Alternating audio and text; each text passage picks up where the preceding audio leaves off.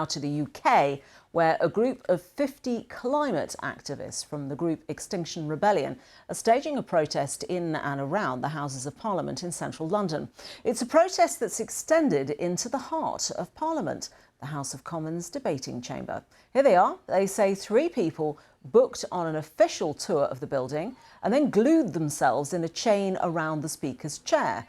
The campaign group posted this photo on Twitter showing the 3 members hand in hand in front of the seat while 2 other members hold up signs.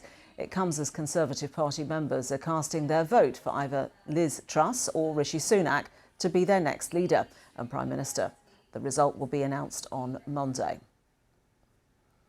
Well, let's now bring our UK political correspondent into the discussion, Rob Watson. Rob, I mean, the immediate response really is, how on earth was this allowed to happen?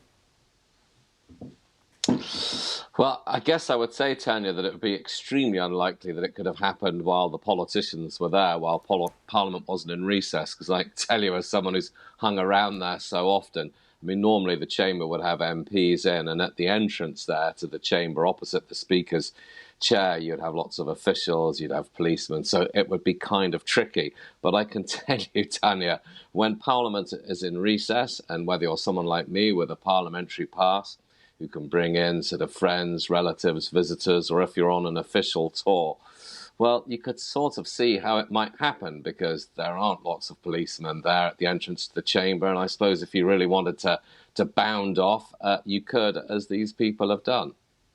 Meanwhile, of course, other questions that UK Parliament will be answering is who will be the next Prime Minister. And that particular race is entering its very final stages. It certainly is. And I think there are an awful lot of Conservatives who are thinking to themselves, maybe it would have been smarter to do it rather more quickly than they have done.